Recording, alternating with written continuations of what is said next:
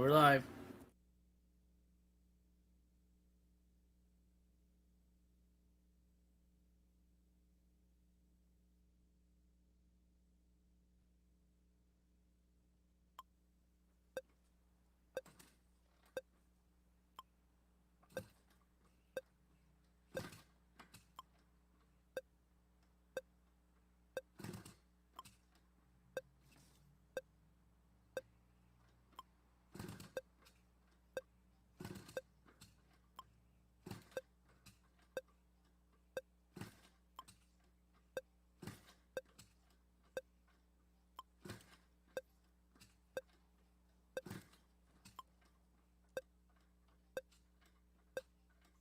No, I thought McAdoo's performance last night in the 250 was amazing.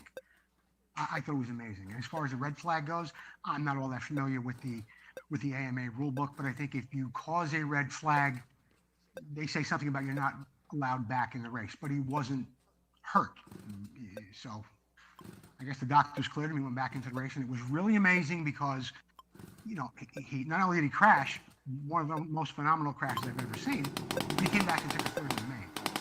It was an exceptional performance. The kid is unbelievable. I'm really looking forward to the race on Saturday. Yeah. I gotta do shit. Let's hope for that.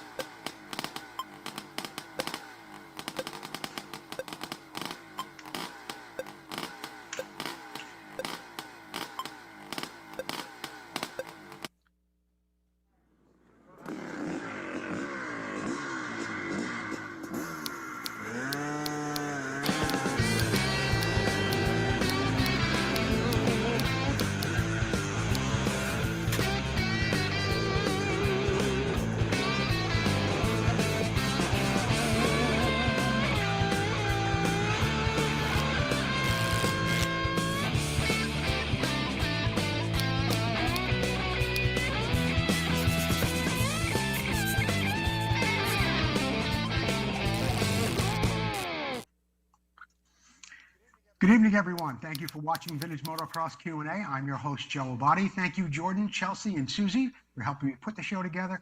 Thank you, the viewers at home who've tuned in tonight to watch the show. We've got a good one for you. Jordan, let's get down to the starting line, and I'll tell everyone more about what they're going to say. The starting line is, of course, brought to you by Motion Pro. For all your specialized tools, cables, and controls, be sure to visit Motion Pro online. And the next time, try this segment. We've got a nice tip, a great video I put together special on how to get scratches out of some aluminum tank. You're going to really like this. In the Moto Showcase, we take a look at a 1973 Montesa VR that was sent in to us by Sean McDonald. Here's the problem. We'll be talking about handlebars, bike lifts. There's a couple of things coming up in that segment tonight. I'm really looking forward to bringing it to you. What's it worth? A 1976 CZ250 recently sold in Southern California. We're going to tell you more about it. You get an opportunity to guess the price while we're talking about the bike. Don't forget to share the show. Whether you're on Facebook or you're on YouTube, please share the show. Comment AMSOIL if you're watching on YouTube. We're going to be giving away a nice hat like this, compliments of AMSOIL, a little bit later on in the show. So don't forget, keep sharing the show. Comment AMSOIL if you're on YouTube, and if you're watching it on YouTube, well, you've already subscribed, but I'd like to remind everyone else to please subscribe to our YouTube channel. When you do, you'll get a little alert like this, tells you when we're live. You can see all the shows that have been recorded, including all of our Vintage Motocross radio interviews. You can catch them all in HD on YouTube. The best way to watch the show is, of course, from your big screen TV in HD while you comment on your phone. That's the way the pros are doing it. That's the way you should be doing it too. Watching it on YouTube, commenting on your phone. Try that. And please tell your friends to subscribe to our YouTube channel. Big part of the show is all the things that you send in to us, whether it's bikes for the Moto Showcase or your questions. Now, I want to encourage everyone to keep sending in those questions, keep sending in the bikes for the Moto Showcase. We really, really enjoy having them on the show. So whatever comments you might have, maybe you have some ideas for the show, maybe you have some things that you'd like to see us bring to the show or have on the show in a segment in the future, please contact me, inbox me at any time. There's a variety of ways to get a hold of me, and we'll put something together for you. But please, Keep sending in your questions. Keep sending in those bikes. It's a big part of the show, and I really enjoy doing it. As always, I want to thank our sponsors, Motion Pro, Vintco, Full Circle Racing, Racer X, Preston Petty Products, Sunrise Vapor Blasting, Northwest Mako CZ, and AMSOIL. Tonight's Next Time Try This segment is, of course, brought to you by Vintco. Keep the ride going. We've got a video that we put together for you tonight, and it's some work that I did on this gas tank right here. It happens to be an Elsinore tank, but in this video, you're going to get a couple of tips on what you can do on any aluminum tank to get out some scratches and, well, I don't want to give it away. Jordan, let's cut to the videotape, as they say, and we'll take a look at this video together.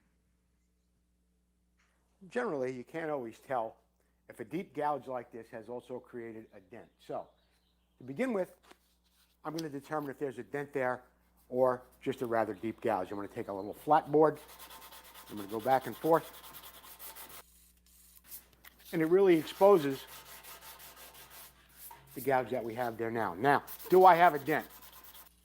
Going back and forth here, left to right, getting off all the clear coat, anything else that may be around that dent, I'll soon be able to tell. A lot of that deep gouge or scratch has come out already. But I'm going to go back and forth, left to right. Then I'm going to go top to bottom, lightly, on pressure. And I can determine, while it isn't really a dent, I think this gouge is a little too deep to sand out. And if I do go to sand it out, it's going to create a low spot wherever that scratch is. So what I'm going to do is I'm going to heat it up a little bit, and I'm going to raise that area, and then we'll be able to work out the deep gouge from there. My little magnet tells me where I am about on the dent. Heat up my map gas, and get to work raising this area up a little bit. You want to heat up around the area, not just where the gouge is itself. I don't know if you can see it in the video, but I can certainly see where there are little dimples being raised along that gouge on the gouge itself. It doesn't take very long, and it doesn't take a lot of heat to raise it up. And I only raised it where the scratch was, where the gouge was. Maybe a little bit around it. It's a little difficult sometimes to be accurate. But I got it real close, or as close as I can, right along that gouge. And I'm sanding lightly with a long board. And if you notice, I'm going back and forth, left to right.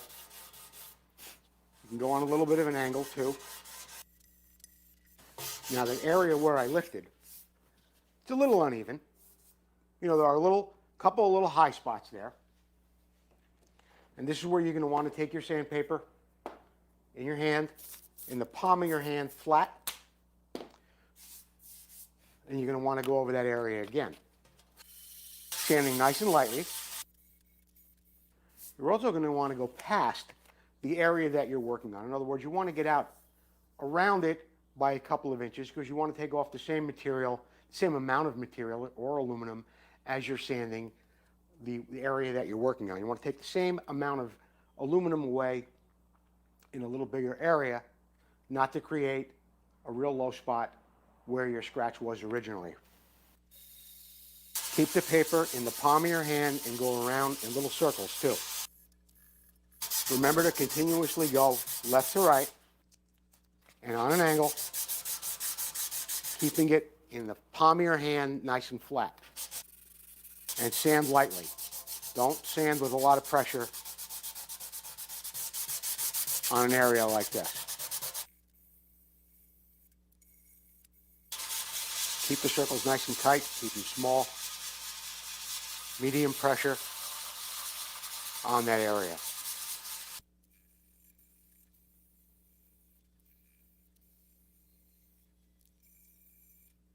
Now, I do have a little dent here, and of course I got a long scratch down here too. I'll be getting to those in the near future, but for right now, you can see where I heated up that little area where that gouge was. I raised it up right along that area where I want to sand it then. I didn't want to raise it too much, just enough to get down enough to where I can get that gouge removed.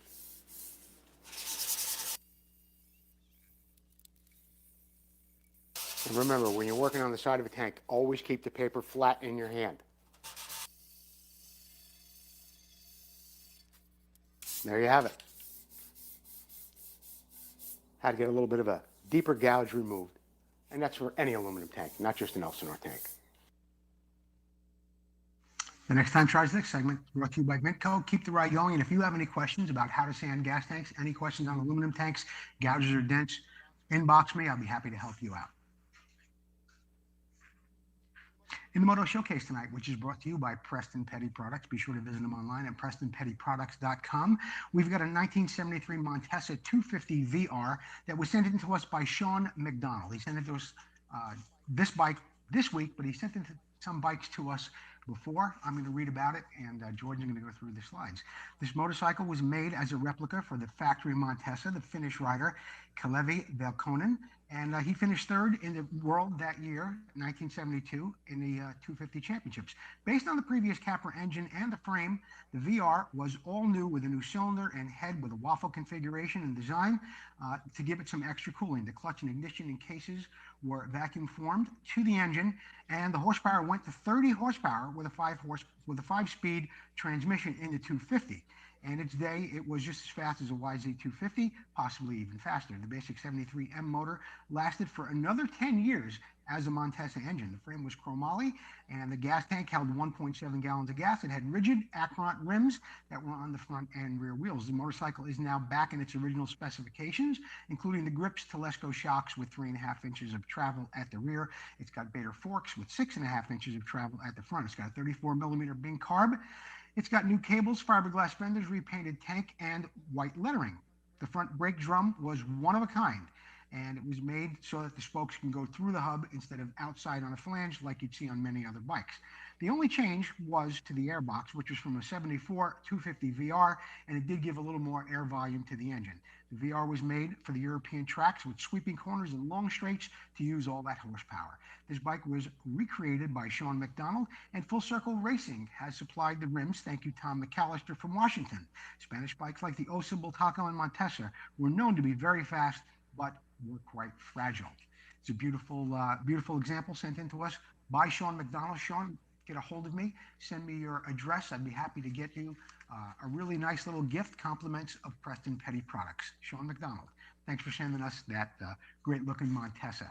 Preston Petty Products for number plates, lighting, fenders, plastic kits, grips, and more. Be sure to visit them online at PrestonPettyProducts.com. They're also on Facebook and on Instagram. Another great thing that Preston Petty Products offers on their website is this little thing that gives you all the dimensions of their fenders. It tells you how wide, how long, what the arc is. This is a really great way when you're shopping for aftermarket fenders for your bike, and hopefully you're shopping for Preston Petty aftermarket fenders. But this one is going to tell you exactly all the dimensions you need, because bikes are different. Maybe you got a little Hodaka with an 18-inch front wheel. Maybe you have a bike with a 21-inch front wheel. Whatever it may be, you're going to want to know the sizes, how it's going to fit on your bike. And Preston Petty has done a great job by putting up this little drawing that tells you all about the sizes of their fenders. Once again, thank you, Preston Petty Products. And here's the problem segment tonight, brought to you by Motion Pro. We'll take a look at some of the questions that have sent in to us in the last week. Jordan, what have we got up first? Bill Maloney, I got into a debate with my wife the other day about the TM and the RM Suzuki yellows being different. She said the paint codes were the same. Are they? Well, I don't know if your wife's a painter or not, Bill, but the codes are different. The 74 and older were known as Aspen Yellow, and the 75 and newer RM editions are known as Folina Yellow. Flolina, Phlowina, Flolina Yellow. And there is a difference in the code too. Difference being it's 105 on the TM and it's 209 on the RM. So that's where the differences may be. And I've seen a few bikes out there that had the wrong color yellow on them. They may have had a older TM color on a newer RM and vice versa, but they do look very close. And but there is a difference. One is Flolina yellow, the other is Aspen yellow. So you have won an argument with your wife, Bill. Congratulations. George Klein, where can I find a correct handlebar for a CR250, and what exactly is the right way to measure handlebars? Interesting question. First part is, where can you find correct bars? There's a company called EMGO, EMGO, that does sell bars that are close to the original bend for a Honda Elsinore. You should also go over and take a look at the Northwest Mako CZ website. Alan Brown's got some handlebars on there, a very, very close bend. I've seen them, very, very close bend to the early Elsinore. So that's two places I know where you can get them. Now, as far as measuring, this is really interesting. The way your bars should be measured is they should be sitting straight up on your bench or on your bike so you can get the height. The height is, of course, should be from the bottom of the bar up to the end of the bar where the end of your hand grip sits. That's where you get the height. The rise would be from the bottom curve up to where it starts to curve for the control width. Okay? A lot of guys, when you go shopping for handlebars, it can be a little bit difficult when they talk to you about the measurements. So you've got your clamp area width, your rise, your control width, which you should always buy a bar probably a little bit wider if you have to, and you're not sure about how wide of a bar you need. Make it a little wider. You could always trim them down. The height, of course, is from when it's sitting flat on a table up to the end of the bar. And then you need to be careful with your pullback as well, or the sweep. So if you're looking or shopping for bars and an advertiser, a vendor may have them, ask them about the pullback. This way you make sure you get the right bar for your bike. But those are two places, EMGO and Northwest Mako CZ, where you can get some bars for your Elsinore. Steve Schultz, I saw a motorcycle lift on your Facebook page. It was orange, and I was wondering where I can buy one like it. Any information on that? I bought several of those lifts years ago. They were absolutely phenomenal. They're really great. I still have them in the shop. They're very heavy. They have a hydraulic piston in them. You can lift them up pretty high to get to work on the bike. Now, I don't think they're available anymore. They were available from a company called Motolift. And Jordan's got a slide here that tells us about, here it is, Motolift. It was by Good Stuff Racing. There is a phone number there, 215-598-8240. I'm not so sure that Motolift and Good Stuff Racing is still in business. Give them a call. Tell them you saw it here on the show. The guy's name is Rod Miller. Speak to Rod Miller. See if he has any of those lifts left. They were over $300 at the time when I bought them. In the meantime, if you want something quick and not so expensive, I noticed that Harbor Freight, and there's a couple of other people out there too, they have a little scissor lift like this.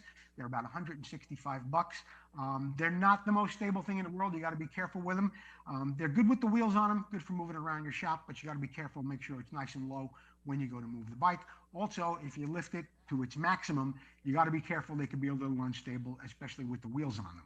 But I don't know if the lifts that I have are available anymore, but there are a couple of people out there that sell a scissor lift just like that one. Thanks for the question. Oscar Gayton, I have a set of 76 YZ250 forks. One tube is perfect, the other is in bad shape. Is there a good chromer you can suggest, or is Frank's forks my only option? What would be the cost difference? There's a couple of different options for you out there, Oscar, and I'm going to tell you a little bit about each one of them. One of the people that I have used is, and there's a picture of the fork, and that's a 76 250C Yamaha. Now, one of the guys that I have used in the past is Electronic Chrome and Grinding in Santa Fe Springs, California. They are a little on the expensive side. They're 500 plus. When I say plus, I'm talking about shipping back and forth to you. There's also a charge for dumping waste, which they charge you for, but they do a great job. They really take the fork down to the bare steel again. They build it up to the proper dimension. They put the chrome on, and the hard chrome, which is very, very important. Make sure you're getting hard chrome, and you get a nice set of forks back. So they're still around, a little on the expensive side, but so far I think they're one of the best in the business. Forks by Frank. I think they're good for show quality, a show bike, but they're not the greatest in the world as far as racing. I know guys that have had brand new forks from Frank's, and I have to tell you the truth because that's what I get paid to do. They're not the sturdiest forks in the world. Great for a show bike, beautiful finish, nice fit, not the strongest forks in the world. Now, another recommendation I'm going to give you is you should check into Speed and Sport in Harrisburg, Pennsylvania. For years, they've had a warehouse full of NOS parts for Yamahas. You might get lucky and find one for your 76 YZ250 in there. It'd be the same for the 76 400. Might even be the same for the YZ125X in 76. What the cost would that be? I don't know. The forks by Frank, about $350. Good for a show bike if you want really nice hard chrome, great quality, electronic chrome and grinding. Maybe you get lucky. Speed and Sport, Harrisburg, Pennsylvania. Thanks for the question, Oscar. And thanks for sending in all those great videos, helping us out with the show. we're going to take a commercial break. Don't forget to keep sharing the show, whether you're on Facebook or you're on YouTube. And if you're on YouTube, don't forget to comment AMSOIL. We'll be right back.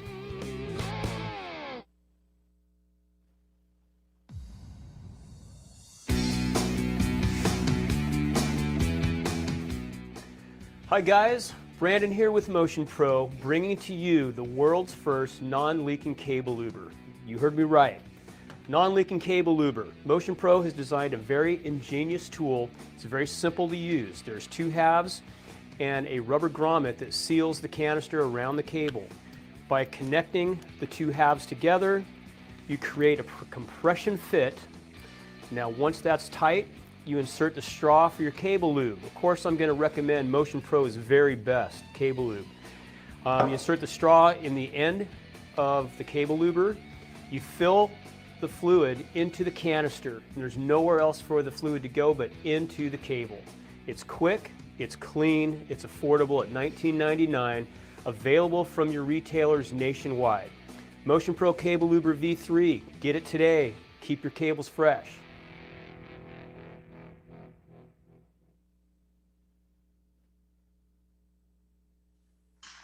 Another great product from Motion Pro. In the What's It Worth segment tonight, it's brought to you by Full Circle Racing Limited. We'll tell you about that special they still have going on in just a moment.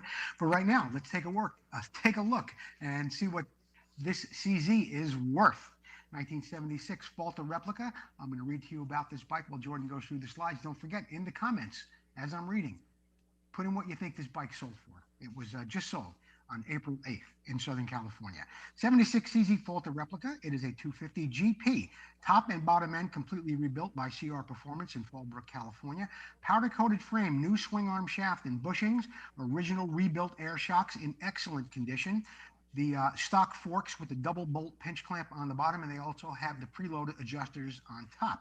It's got stock rims with Buchanan stainless steel spokes. It's got a Mikuni carburetor, a brand new exhaust pipe, all new plastics, and a brand new inner fender in fiberglass. The other fender is NOS as well. The brake pedal, the brake stay arm is an NOS Falter replica, and it's got a GP chain tensioner on it as well. It's got a brand new chain, new rim locks, tubes, NOS Barham tires, stock handlebars, levers, throttle, and new cables. All stainless steel bolts, NOS rear backing plate, polished aluminum gas tank, which is in absolutely excellent condition. The bike was built for display. It has never been started since the rebuild, and I would recommend you have it checked by a mechanic before riding. What do you think this bike sold for? It's in beautiful shape. Looks like a real original bike with the exception of that pipe, in very, very nice condition. Sold in Southern California. What do you say? How much did it go for? $3,000? $5,000. The bike sold for $4,000. $4,000. A real nice looking 76 CZ 250. $4,000. That's what it sold for. I'm interested in seeing some of the guesses that you put in online. Who knows? Maybe you knew exactly what the bike sold for. Thanks, Full Circle Racing, for being a sponsor of that segment. And of course, they got that great little special that continues with the powder coating of your hubs.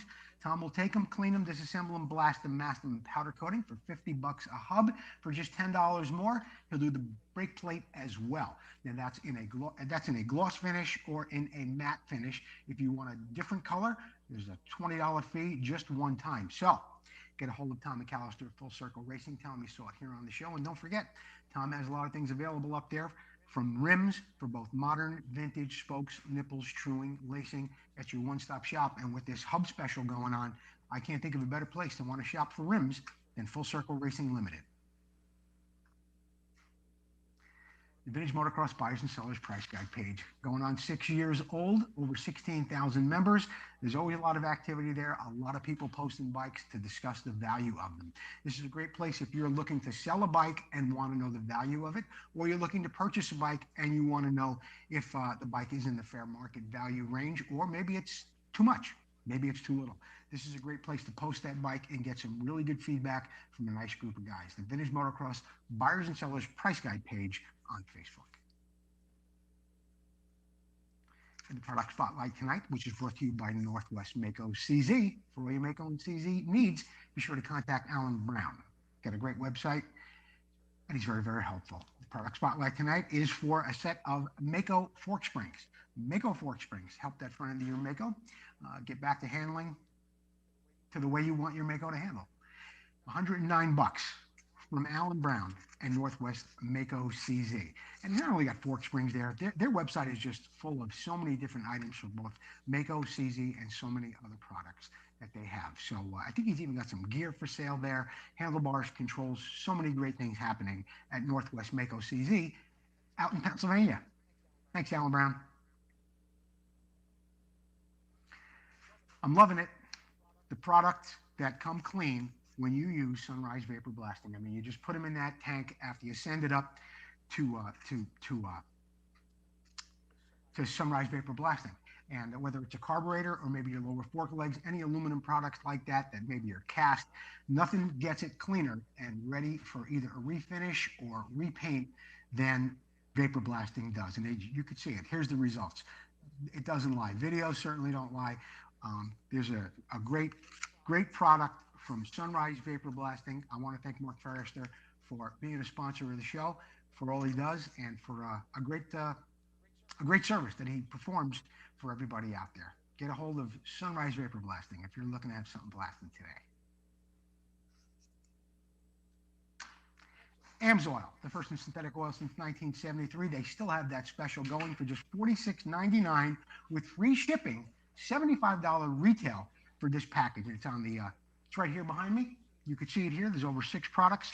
And if you buy this now, you become a preferred customer for 6 months. You get 25% off across the board on all products from AMSOIL for 6 months. All you need to do is PayPal them at AMSOIL+@AOL.com. Be sure to include your email address, your phone number, and your mailing address. Okay? And Russell Waters is going to get you out nice little package like that. It includes the funnel, it includes the firearm lubricant, octane boost, the mud slinger, the Miracle Wash, the chain lube, and that AMSOIL metal protectant, one of my favorite things to use in the shop. Check them out online. We are going to take a commercial break. Don't forget to keep sharing the show. If you are on YouTube, please comment AMSOIL. When we get back, somebody's going to be the winner of this really great hat and a nice sticker pack, compliments of Russell Waters and AMSOIL.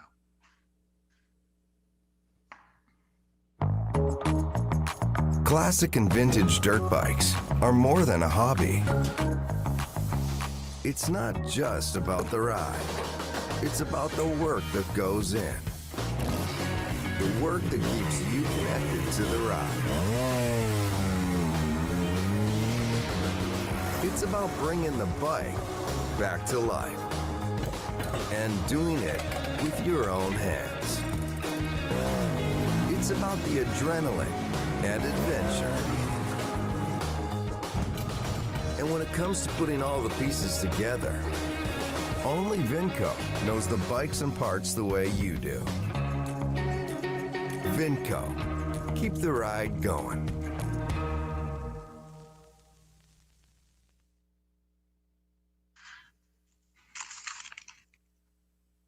As promised, tonight's winner of the AMSOIL Random Share giveaway is Kenneth Klaus. Kenneth Klaus, Klaus. Kenneth Klaus, please contact me, get me your address, and I will give you I'll send out a nice hat to you from AMSOIL products and some stickers too. Ken Klaus, thanks for sharing the show and for watching tonight. And we want to show our gratitude by sending you a nice hat, compliments of AMSOIL. This Week in Motocross History is brought to you, of course, by Racer X, probably the finest publication on your newsstand and online. Get a subscription to Racer X. Always a lot of great things going on in there when it comes to modern racing. And they also have a little vintage section, too. A lot of people advertising back there. Just a great magazine overall, Racer X magazine. This Week in Motocross History, 1974, Pierre Karsmakers wins a national, but no points were awarded to him. Baymare Cycle Park in Moorport, California, was home of the second round of the 74 AMA National Motocross Championship. The Dutchman Pierre Karsmaker won the 250 class on his Yamaha, but was not given any points in the championship as the AMA had decided that only U.S. citizens could count on getting points in their national championships. It was an unpopular rule, and it would be abolished after that season, though, of course, Karsmaker's the #1 plate. Karsmaker sought reparation and was given half a plate from Gary Jones and Tony DeStefano years later. I'm only kidding. He didn't get a half a plate from Tony or Gary, but he really wasn't happy that he didn't get any points that day. Seems like history is repeating itself in many ways. In 1984, Team Honda's Johnny O'Mara continued to march toward the AMA Supercross Championship with a win in Dallas at the Texas Stadium. The O-Show was followed by Yamaha's Ricky Johnson, Kawasaki's Jeff Ward, with defending series champion David Bailey in fourth. And of course, O'Mara did go on to win the Supercross Championship that year, back in 1984. 1982, you know, we just don't see it. 1992. Our next slide, Jordan. 1992. A lot of people talk about America winning a world championship again, and all the riders that had gone over there in the past who had tried, of course, Daniel Laporte, Brad Lackey, and Trampus Parker were world champions. So was Bobby Moore in the 125 class. But in 1992, over in Switzerland, a handful of Americans, were chasing the 250cc world championship title, including defending series champion Trampus Parker, who was now on a Honda, and 125cc world champion Donnie Schmidt, another American, who had moved up and on over to Michel Rinaldi's Chesterfield Suzuki team. Also abroad were Bobby Moore, Mike Healy, Mickey Diamond, and Bader Mana. This was the year where the FIM had a three-moto format, and three different moto winners emerged: Stefan Everts, Bobby Moore, and Trampus Parker. But Parker's 2-3-1 were good enough for the overall. His day was highlighted by a third moto, 1-2, by Parker and his Honda teammate, Mickey Diamond. A lot of guys chasing the 250cc World Championship that year, 1992. You know, while I'm thinking about it, before we get into the announcements, I want to talk about a sponsor coming back in the very near future. It's going to be Glen Industries. They got these great little filters. I just wanted to mention it now. We're going to be featuring it on the show in maybe next week, maybe as early as next week. But Glen Products coming back on board with their great little filter, and we'll be telling you more about that in the near future. Now we can go to the announcements, Jordan.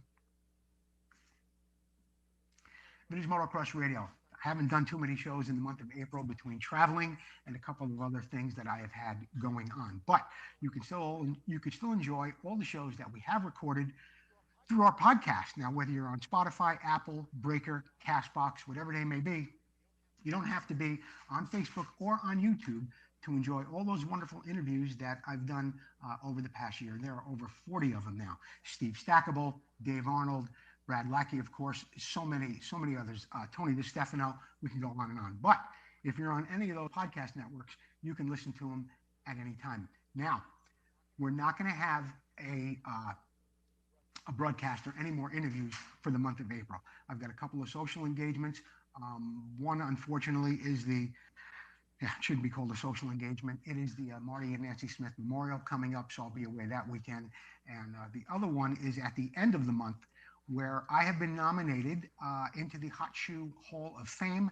That's happening in Las Vegas the last weekend of April. But in May, I promise you that I will be bringing you back some really, really good interviews with some industry people and some legendary racers at Vintage Motocross Radio.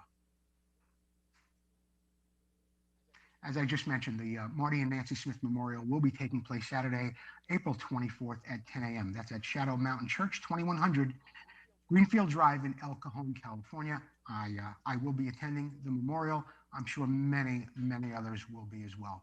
I do believe there's something happening after the memorial. I can't believe it's almost a year already since Marty and Nancy are gone, but their memorial service is coming up April 24th. The CZ race, the original CZ World Championship, that will be taking place that same weekend, April 23rd, 24th, and 25th. That is on the AMMX track that is in Marysville on Shad Road, April 23rd, 24th, and 25th. They've got the Robin Hanna Cup coming up there. There's great racing, not only for CZs, but there are a lot of different classes for all different levels. Now, if you happen to love CZs, this is the race you don't want to miss in Northern California. I've been to it several times. There's an ocean of CZs up there, from twin pipes to side pipes, all sorts of things going on. You'll never see more Falter replicas in one place than you will at the CZ National, April 23rd, 24th, and 25th in Marysville, California. American Retrocross putting on another great race, round 4. June 11th at Glen, Helen on the vet track. Check them out online. I believe they're on Facebook too, American Retrocross. April 17th and 18th, that's this weekend. Pacific Northwest Vintage Motocross. Boise Inter-Am, one of the biggest races of the year. Always a lot of fun. Scott Wallenberg will be there. I'm sure he'll be ripping around on that Monarch, and so many other people will be doing that as well. There's a race fee. The first class is $30, then it goes down from there. $25 for the second class, and if you are bold enough to race 3 classes, it goes down to $15. There is an open practice on Friday for just $20. That happens between 10 and 3 p.m. There is a gate fee, $10 a person. The gate opens at 7 a.m. and it closes at 10 p.m. So today's Wednesday, tomorrow's Thursday. You should be packing up, heading out to Boise, Idaho for the Boise Inter-Am.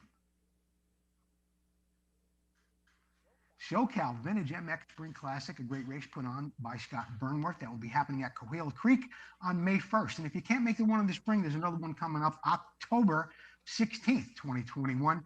That's at Glen, Helen Raceway. Scott Burnworth does so much to support vintage motocross in Southern California. He's always got the Carlsbad reunion happening and so many other great things. Scott and Debbie Burnworth, thanks for all you do. And we're a sponsor of this race as well. Vintage Motocross Q&A t-shirts and hoodies are still available. $19.99 for the t-shirt, a couple of bucks more for the hoodie. Follow the description in the links of the show, and you can get over there and get yourself a shirt while they last. We're going to be coming up with some new shirts too in the very, very near future. I want to thank everybody who has purchased shirts so far. Vintage Motocross Q&A t-shirts and hoodies. VMXQ&A sponsorship opportunities are still available. We're still hitting over 20,000 people a week, even more on YouTube. So get a hold of me, inbox me if you're looking to get the word out there on some of your businesses, things you want to get the word out there on that you have on Facebook. There's no better way to do it. Prices are reasonable. Vinco's doing it. Motion Pro, AMSOIL, Northwest Makos Easy, Sunrise Vapor Blasting, Preston Petty, and Full Circle Racing. Also, we have Racer X helping us out. Got Golan Products coming back on with us in just a few weeks. They're going to be telling us more about their filters. So if you've got a little business that you'd like the word to get out there, reach at least 20,000 people a week, plus more on YouTube, get a hold of me. I'll get you a sponsorship proposal package, and we'll make some room for you here on the show. I'd really like that, and you would enjoy it too. I want to thank you all for joining me tonight for Vintage Motocross Q&A. I am your host, Joe Abadi. Don't forget, no radio show this Sunday, but we will be coming back in May with some really, really great interviews for you. Thanks for watching the show. Gino, come on, boy. Come here, Gino. Come on. No, Gino, come on. What? Susan, where is he? Come on, Gino. Was he camera shy all of a sudden? Gino, you want to go by Ozzy? Come over here. What about Daffodil? You want to go by her house? Come here, Gino. Come here. Come on, Gene. Come on, Gene. Show me the bone. Come on, bring me the bone. That's the boy. What are you doing? You got a new bone? Let me see. Oh, that's not a bone. That's a little snack he's got.